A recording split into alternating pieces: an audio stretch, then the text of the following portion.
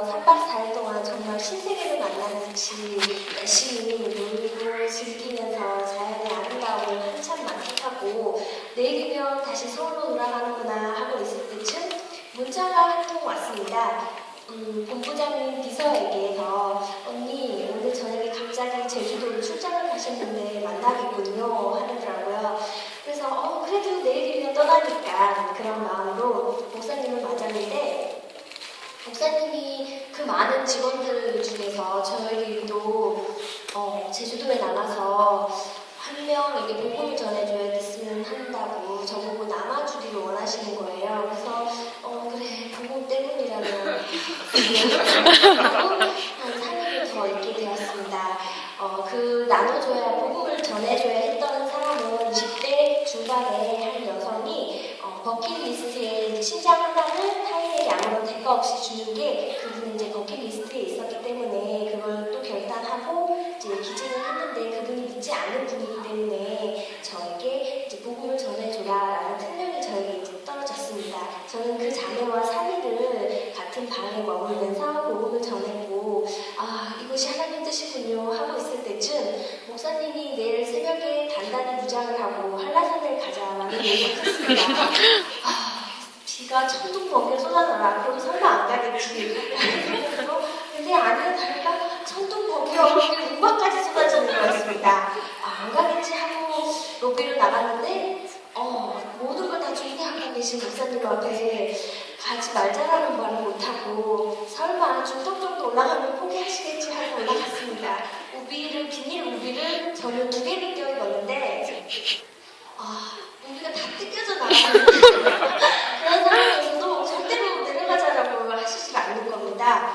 어디쯤 왔는지조차도 모를 정도로 안개가 가득 끼어 있었고 우리 80 가까이 되신 본부장님과 저는 둘이서 묵묵히 앞만을 보고 돌풍을 향해서 지키를 했는데 많은 사람들이 중도에 올라가다 되돌아오면서 큰 소리로 이대로 가면 안 되니까 되돌아가라는 그래서 우리에게 얘기를 해주면서 그 등산객들도 다 내려가는 거예요. 옆에 이제 가드라인으로 밧줄을 쳐놓은 걸 겨우 붙잡으면서 한 발 한 발 올라가면서 저는 저에게 구원의 확신을 다시 마음속으로 생겼습니다.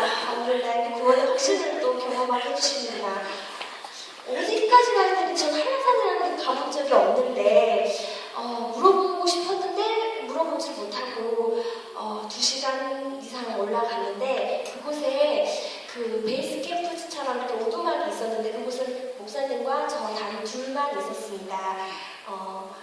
이곳까지 올라간 게 대단하다. 어떻게 내려가지? 내려갈 때 다시 한번 구원의 확신을 또 마음속으로 되새기면서 내려가는구나 라고 생각할 때쯤 목사님이 저에게 제주도에도 누군가 생명을 살리고 일을 해야 될 누군가가 필요하는데 직원들 모두가 다 이렇게 내려오는 걸 어려워하는데 나는 김미나가 이 정도면 이 비바람의 돌풍에 따라올 정도면 할 수 있을 것 같아.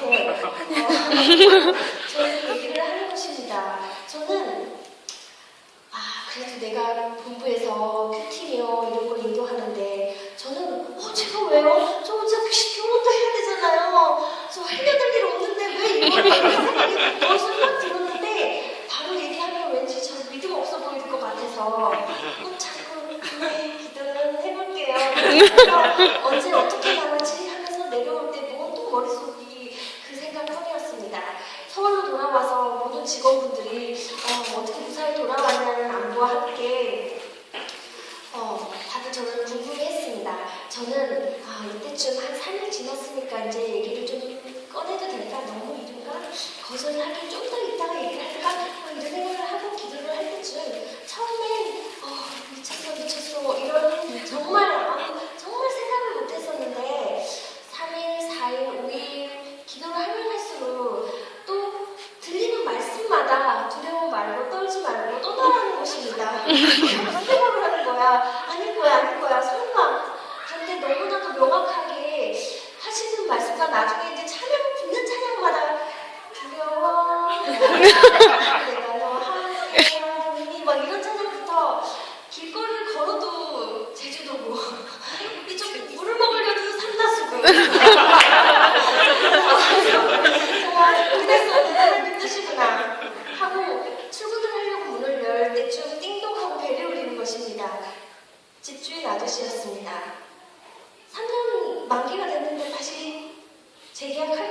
라는 질문을 저는 성녀 마귀가 된 줄 모르고 있었는데 마귀가 돼서 자연의식도 이사를 하는데 크게 무리가 없게 됐다는 걸 알았습니다. 이건 정말 나를 그냥 아예 그냥 작정하시구나 생각이 들어서 정말 일주일 만에 모든 걸 정리를 하고 제주도를 향했습니다.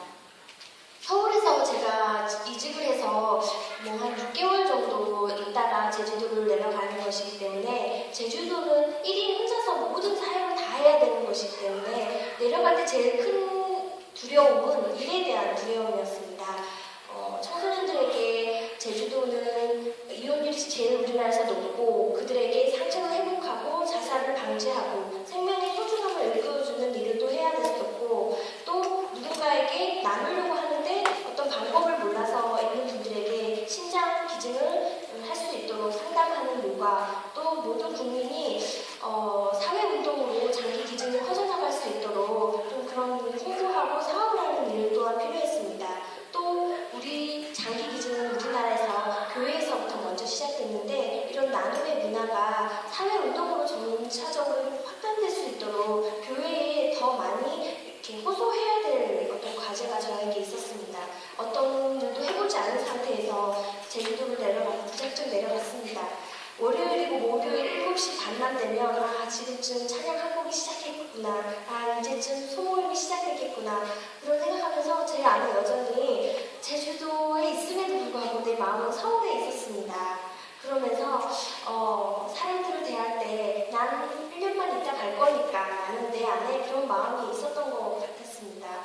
사람들을 이해할 수가 없었습니다. 옷을 사면 환불이 안 되는 동네가 아직도 있구나라는 걸 경험을 했고 말끝만 하고 제주도 사람은 이러는 저 자신을 보면서 내가 왜 내 사역지에서 그들을 온전히 사랑으로 품지 못하고 내 안에 온전히 사랑함으로 삼키지 못하는 마음을 보면서 사랑이 없음을 깨닫게 됐고 내 안에 비비비 안에서 공동체 안에 있을 때 보지 못했던 믿음이 바닥이 나는 것입니다. 회복할 어떤 방법도 없고 온전히 제가 믿음으로 무릎을 꿇지 않으면 다음날 막막함에 정말 가슴이 답답했습니다. 일은 해야겠고 이제 제주도 내려와서 2달, 3달 이제 그림만 갖고 액자에서 나왔던 자연 환경에도 이제 익숙해질 무렵 그날도 어느 교회를 찾아가서 그 교인들에게 사랑을 호소할까를 고민하고 있을 때 정말 차 안에서 많은 찬양과 기도를 했던 것 같습니다. 가는 교회마다 문이 많이 닫혀 있었고 환대해주고 그걸 자기 기증에 대한 문화를 제주도는 시신을 훼손하면 안 되는 어떤 유교적인 문화가 너무 강하게 박혀있는 동네이기에 더 많이 어려웠던 것 같습니다. 많은 거절과 어려움에 한참 기도를 하고 갈 때 사랑의 교회라는 그 문구를 보고 그 교회를 접어들었습니다. 그곳에서 어떤 노모와 목사님을 만났고 차 문을 열고 내리는 순간 그 목사님이 예비되어 있던 천사임을 알게 됐습니다. 따뜻한 커피와 환대해주는 얼굴로 저에게 안녕하세요 라는 말만으로도 서울에서 왔구나라는 걸 아셨던지 저에게 이번 주에 자기 교회로 오라고 근데 교인이 몇 명 되지 않는다고 하시면서 저를 그 교회로 초대를 해주셨고 저는 그 교회에서부터 시작으로 제주도에 있는 교회 많은 목사님들을 만나고 그곳에서 일을 하게 되었습니다. 뿐만이 아니라 저는 어떻게 하면 장기 기증이 제주도에서 퍼져나갈 수 있을까를 고민하던 중 어느 날 문득 우리는 모두 죄인인데 이 죄의 값을 제일 많이 느끼는 사람들이 어딜까를 생각하다가 교도소를 지나게 됩니다.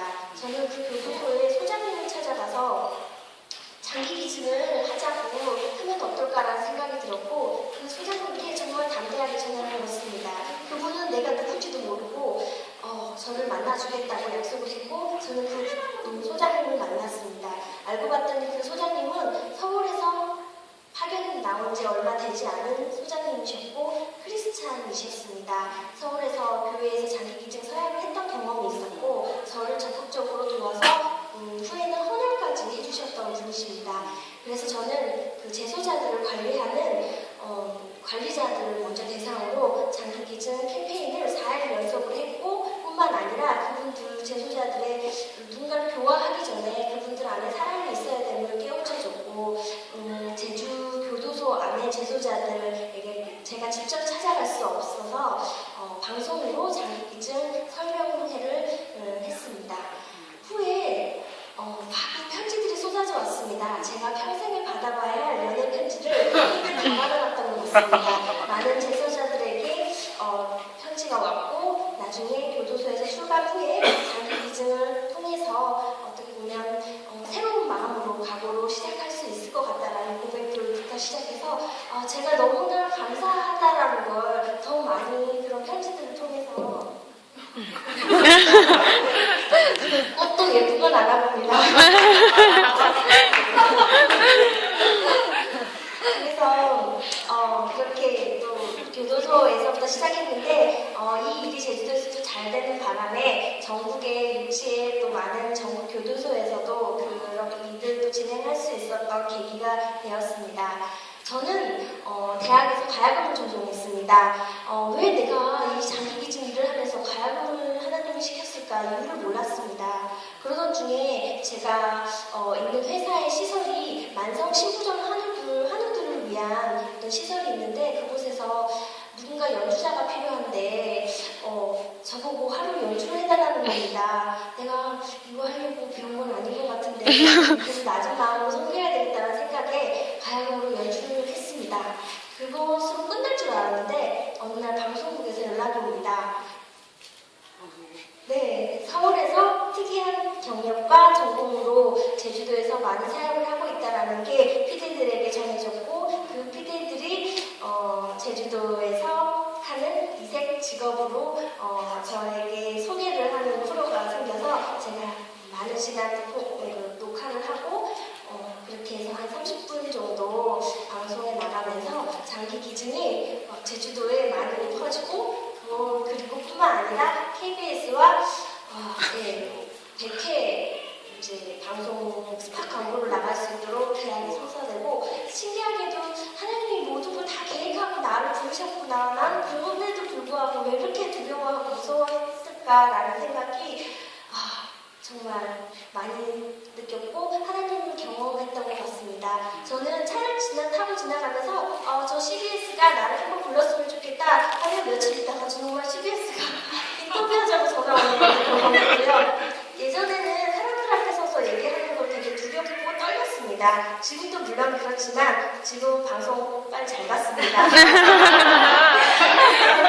많이 훈련되어졌고 하나님께서 나를 그렇게 훈련하신 데는 이유가 있구나라는 걸 서울 와서 또 경험했습니다. 얼마 전에 한 교회에서 초청을 받아서 장기기증 설명회를 진행하려고 갔는데 그 설명회도 영상도 모두 틀지 못하는 상태에서 못하게 하면서 그냥 저보고 간증을 해달라는 겁니다. 그것도 4분에서 5분 정도만. 내가 20일 받은 것도 아닌데 내가 무슨 간증을 하지? 내 삶을 간증할 수도 있고 어쩌나 하는 마음으로 정말 하얀 머리로 강대상에 올라갔을 것 같습니다. 1부부터 4부까지 진행을 했고 목사님이 저를 부르신다고 하는 부목사님의 요청으로 강의 자매와 함께 올라갔습니다. 저도 또 어떤 형제를 소개시켜 주려고 말을 했는데 그 목사님은 제게 너무 많은 은혜를 받았고 그냥 보통 NGO 단체에서 원하는 어떤 그런 진행으로 생각했었는데 왜 장기기증이 십자가에 못 박히신 예수 그리스도를 우리가 그 은혜를 입음으로 인해서 하나님의 감격으로 내 모든 걸 드리겠다라는 신앙 고백이 되는지를 알고 깨닫게 됐다면서 해외 파송 나가는 선교사님들에게 장기기증 서약으로부터 먼저 결단이 있었으면 한다고 나중에 부르면 꼭 와달라고 부탁을 하셨습니다. 뿐만 아니라 다음날 전화가 왔습니다. 돈 500만 원을 후원해줄 테니 계좌를 불러달라고 했습니다. 완전히 하나님은 할렐루야입니다. 그래서 저의 삶은 물론 어렵고 힘들고 고달프기도 하고 막막한 가운데는 있지만 그 너머에 계신 하나님의 계획하심을 경험하기 때문에 제 얼굴이 이렇게 밝습니다. 끝으로 저는 이 말씀을 붙들고 요즘에 살아갑니다. 히브리서 11장 1절 말씀입니다. 믿음은 바라는 것들의 실상이요 보지 못하는 것들의 증거니라는 말씀이요. 감사합니다.